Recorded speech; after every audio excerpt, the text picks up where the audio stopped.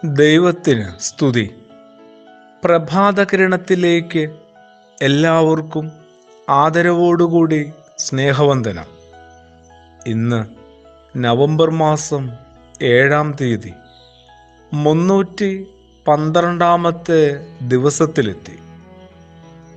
ആശയദാരിദ്ര്യത്തിൻ്റെ അവസരത്തിൽ ഒരു പിടിവള്ളിയായി കിട്ടിയ പ്രവാചകനായ ഏലിയാവിനെയും സറേഫാത്തിലെ വിധവയുടെ വീട്ടിലെ മാവുപാത്രത്തിലെ ഒടുവിലത്തെ പൊടിയിലും അവിടെയുള്ള എണ്ണഭരണിയിലെ തീരുന്ന തുള്ളികളിലും ഈ ആണ്ട് തീരും വരെ പിടിച്ചും കടിച്ചും തൂങ്ങാനാണോ നിങ്ങളുടെ പ്ലാൻ എന്ന് ചോദിച്ച പ്രിയ ചങ്ങാതിക്ക് നന്ദി. ഈ പുലരിയിലും ആ വഴി തന്നെയാണ് യാത്ര. കൂടെ പോരണം കേട്ടോ. യേശുവിൻ്റെ കുരിശുമരണത്തിനു ശേഷം എല്ലാം അവസാനിച്ചുവെന്ന് ഉറപ്പിച്ച് വല്ലാതെ വിഷമത്തിലായ ശിഷ്യന്മാരെ ഒന്ന് ഓർത്തെടുക്കാമോ? ഗുരുവിനോടൊത്തുള്ള 3 വർഷക്കാല ജീവിതത്തെ പഴങ്കഥ പോലെ മറക്കാൻ ഉറച്ച് മുമ്പ് കൈവിട്ട കടലിലേക്ക്, വലയിലേക്ക്, വള്ളത്തിലേക്ക്, മീനിലേക്ക് ഇറങ്ങിപ്പോകേണ്ടി വരുന്ന പത്രോസും കൂട്ടുകാരിൽ ചിലരും.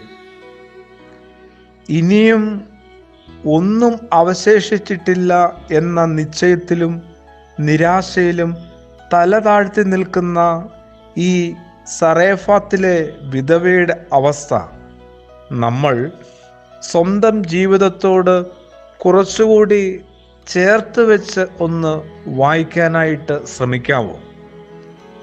എൻ്റെ കയ്യിൽ അപ്പമില്ല, ആകെയുള്ളത് അല്പം മാവും എണ്ണയും. യഥാർത്ഥമാണ്. ഉണ്ടായിട്ട് നമ്മൾ പറയും പോലെ ഇല്ലല്ലോ എന്ന ബുദ്ധി കൂടിയ പ്രതികരണമല്ല. എന്നാൽ ഒന്നും അങ്ങനെ അവസാനിച്ചു പോകുന്നില്ലല്ലോ. ഉടയൻ വിചാരിക്കാതെ ഏത് ശൂന്യതയിലും വിങ്ങുനീറുന്ന നിരാശയിലും അവിടുത്തോടൊന്ന് ചോദിക്കാമോ, ഇവിടുന്ന് ഇനി എങ്ങോട്ടാണ് ഞങ്ങള് ഒരു സ്റ്റെപ്പെങ്കിലും ഒന്ന് വെക്കേണ്ടത്? അങ്ങനെ ഒരു അന്വേഷണത്തിന് തുടർ യാത്രയ്ക്കുമുള്ള നിറഞ്ഞ പ്രത്യാശ സൂചകമായ അടയാളമാണ് സത്യത്തില് സറേഫാത്തിലെ വിധവയും അവളുടെ വീട്ടിലെ ആ പാത്രത്തിലെ മാവും ഭരണിയിലെ എണ്ണയും.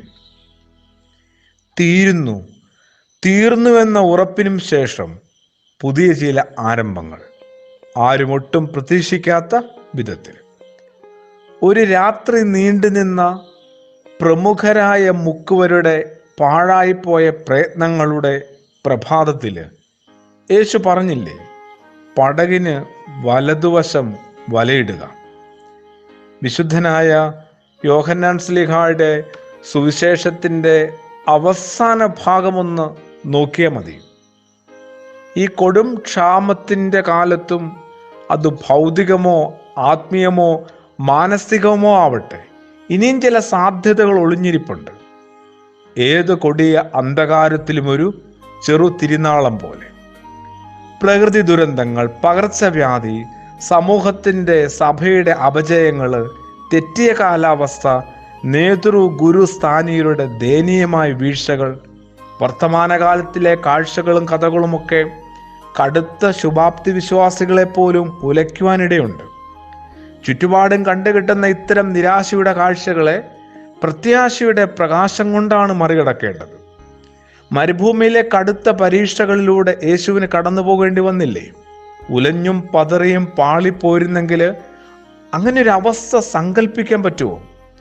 വിശുദ്ധനെ മത്തായി ശ്ലീഹായുടെ സുവിശേഷം 4-ാം അധ്യായത്തില് ഇങ്ങനെയല്ലേ ആ സംഭവം ശ്ലീഹ പറഞ്ഞ് അവസാനിപ്പിക്കുന്നത്? അപ്പോൾ പിശാച് അവനെ വിട്ടുപോയി, ദൈവദൂതന്മാർ അടുത്തു വന്ന് അവനെ ശുശ്രൂഷിച്ചു. ഇത് ഒരുപാട് വിഭവങ്ങൾ നിറഞ്ഞ സമൃദ്ധമായ വിരുന്നൊന്നുമല്ല. അല്പം എണ്ണ ചേർത്ത 1 മിടി മാവിൻ്റെ ചെറിയ അപ്പം മാത്രം. പ്രാർത്ഥനയോടുകൂടി ആമേൻ.